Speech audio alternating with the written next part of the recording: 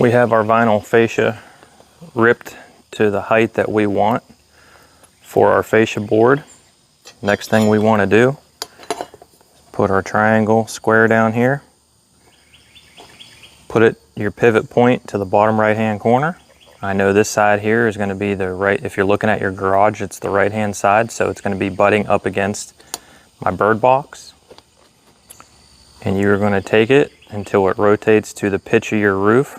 In my case, it's a 5 on the common, so that'll give me my 5/12 pitch. Then we cut it. We're going to need to cut the bottom lip off by this distance. 11.5. And this side's butting up against the bird box. It's cut at the 5/12 to match our roof pitch. We're going to come down 11.5 inches.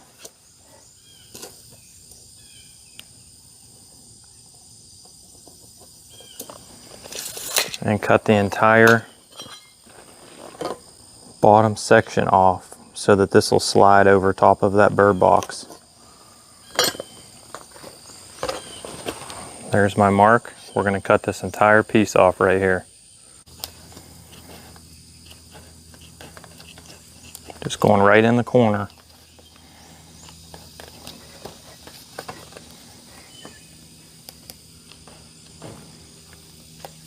And maybe hugging the bottom section just a little bit so that it doesn't have a little lip and curl over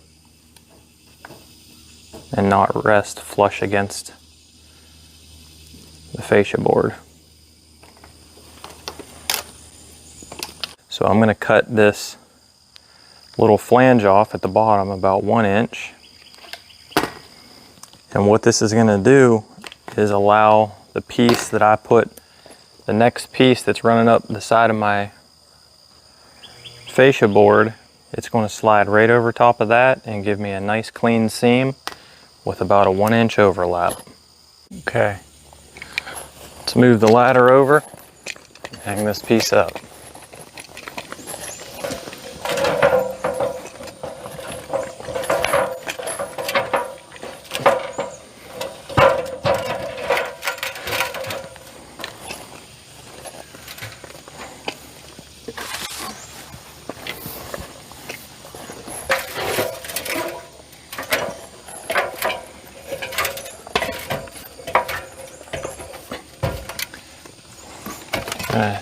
Take your vinyl fascia, slide it up underneath your drip edge.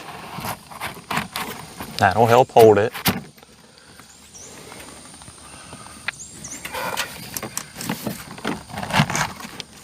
There we go.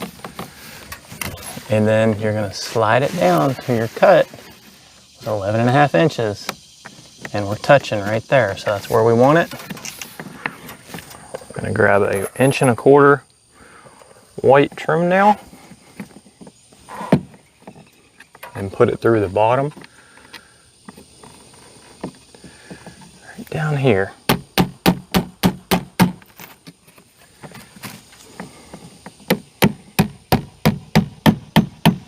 Okay, you do this about every 2 feet.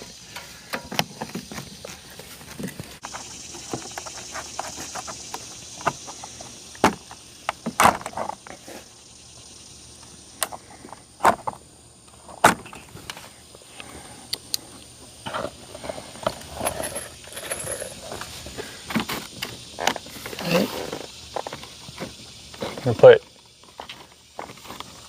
2 nails back here, and then I'm going to do 1 nail right here in the middle to hold that flap down.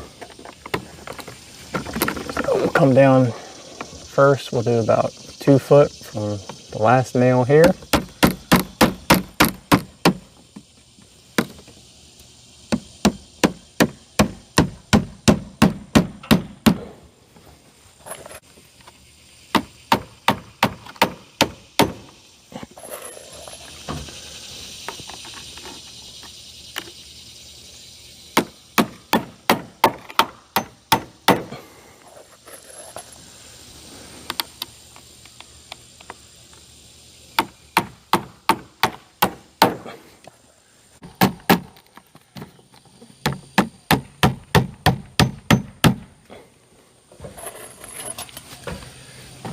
don't want to nail that down yet because the next piece we're gonna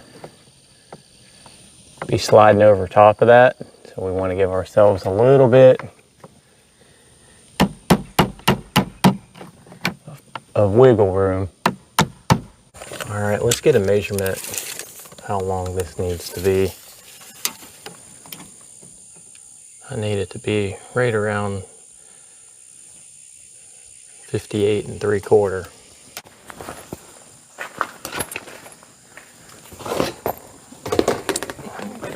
We needed 58 3/4, and we're just shy. We're at 56 1/4. So I am going to just leave this the length that it's at because I don't want to waste anything. But then when we go to install this, we're just going to have to remember we're going to have a teeny tiny piece up at the top. We'll make sure that we secure it probably since it is so small. I'm not too worried about it because it's on the back side of the garage, but let's get this fixed because this no longer has to be angled on this side.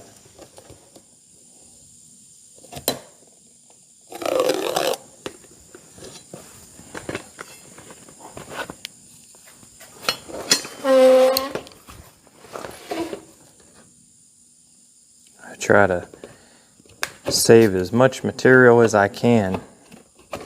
You know, when it comes down to the end of this, I want to be as conservative as possible and not waste a bunch of material. Okay, 52 1/2, and then what's going to end up happening is this is going to slide over top of the one piece.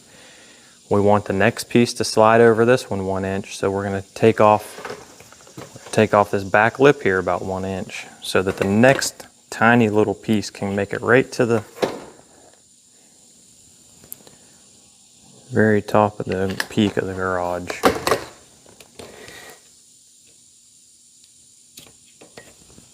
Okay, I like it. I'm happy with that. You guys happy with that?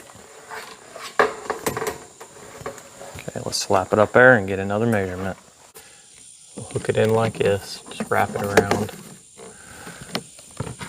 Tuck that under. There we go. Now it's slid all the way down. We're gonna need a tiny little piece up at the top. Darn. Another one.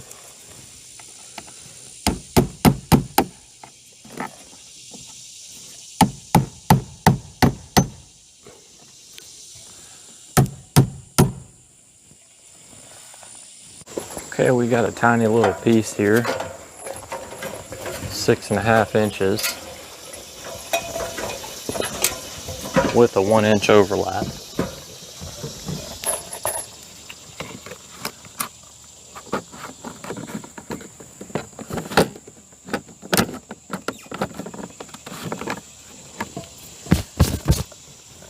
There we go.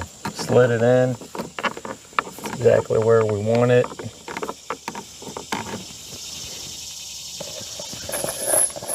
Get it nailed up.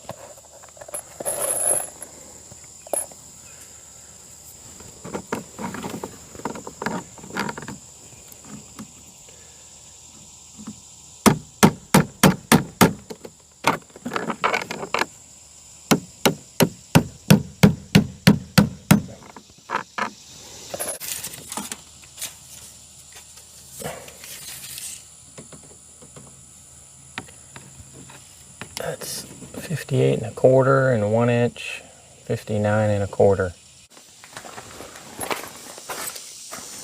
For our last piece, it's the 7 3/4.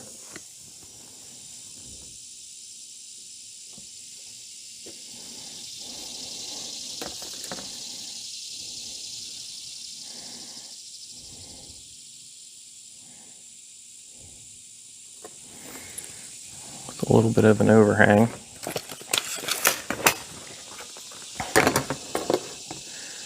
So we're going to put our little 1/2 inch, 3/4 overhang, extend it a little bit past our mark, rotate it to 512. We'll cut that.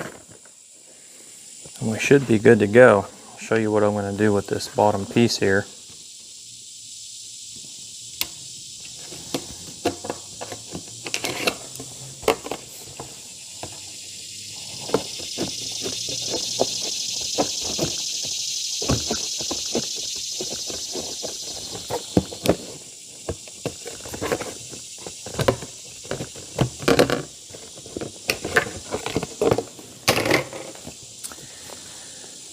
You know that this is going to stick up past the roof, so I want this to go over and into the piece beside it. It's just how I prefer to do it.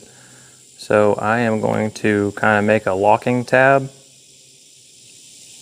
I'll cut right here. I'm going to cut this off back here. Get rid of this lip. Now what I have when I get up there, I can bend that over. I can bend that piece over and down into the other side. It kind of locks it in there, and then I have it going underneath the other piece about 3/4 of an inch. It's going to be about right here. And we're going to trim that off at the top. I'll show you why we do that in a minute. Such as that. Maybe take a little bit more off right here. Let's go put it up there and see how it works. I have to put a little bit of a curve into this. I always run into something you gotta do. You gotta think around the problem here.